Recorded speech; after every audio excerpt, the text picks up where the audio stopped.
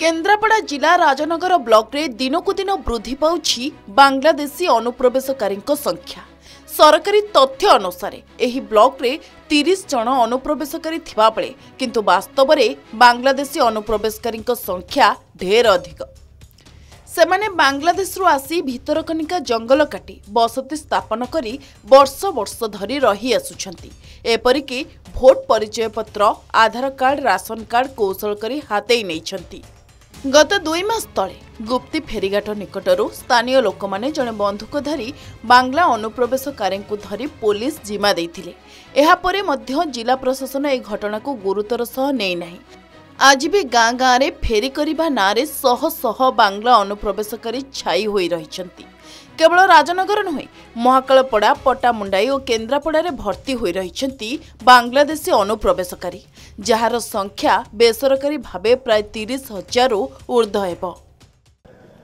वास्तविक कथा है संपूर्ण भारत वर्ष बारूद गधा उपर ठिया जो भाया षड्यंत्र चलती देश विरोध में जो इस्लामिक टेररिस्ट मान द्वारा तो ताकू लक्ष्य कले शिक्षित हो अशिक्षित होंतु समस्ते जो मैंने अधिका पढ़ा लिखा मुसलमान माने टेररिस्ट एक्टिविटीज रे पूरा लिप्त रोचन ब्रेन वाश होती देश आंटी नेशनल कम लिप्त रोचंती।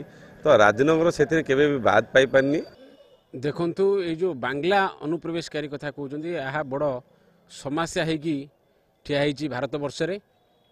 खाली उपांत अंचल ओडिशा कथा नुहे समग्र भारत वर्ष देखा जाए 1995 मसीह पाखापाखि से एनआरसी गोटे लागू है जे नेशनल सिटीजन रजिस्टर।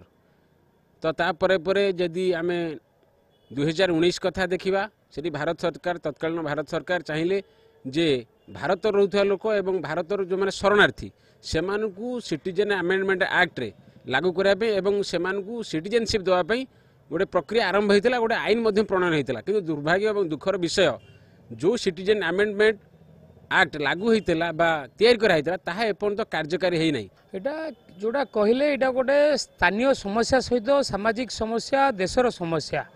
बांग्लादेश अनुप्रवेशकारी समग्र देशर एक मुख्य समस्या भाव में छिड़ा रही है।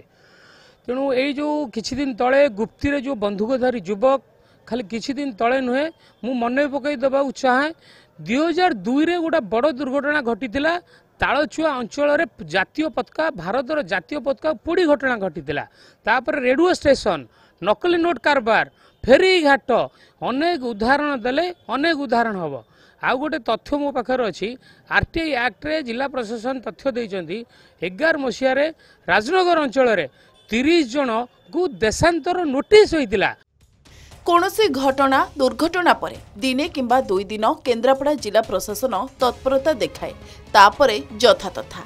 पूर्वर राजनगर तालचुआ ठारे जातीय पताका पोड़ी बेआईन रेडियो स्टेशन, जालनोट कारोबार भली संगीन कार्यकलाप सामनाकु आसिथिबा बेले भितरकनिका जातीय उद्यान और गहिरमथा सामुद्रिक अभयारण्य प्रति एमाने विपद सृष्टि करुछंती।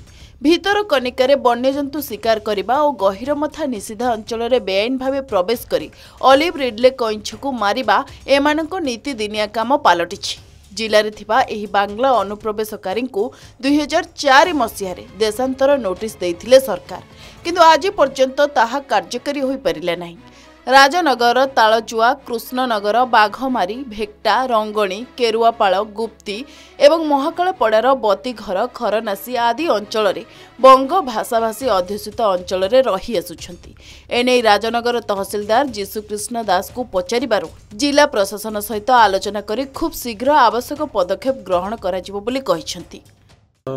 एक्चुअली जो प्रसंग आपण जानि छथि जेतु केन्द्रापड़ार राजनगर कोस्टाल रीजन शेयर करुच्ची एवं जो सब अंचल आपण ना धरले जमी तालचुआ हो, रंगणी हो, गुप्ती एरिया जो गुड़ा भलनेरेबल अच्छी in terms of coastal securities बा जो गुड़ा शेयर कर बे ऑफ बेंगल को तार कोस्टाल फेरी तो से सब अंचल में केते बांग्लादेशी अच्छा कौन अच्छा एक्चुअली सरकारी नथिपत्र को तदंत कले जना पड़ो।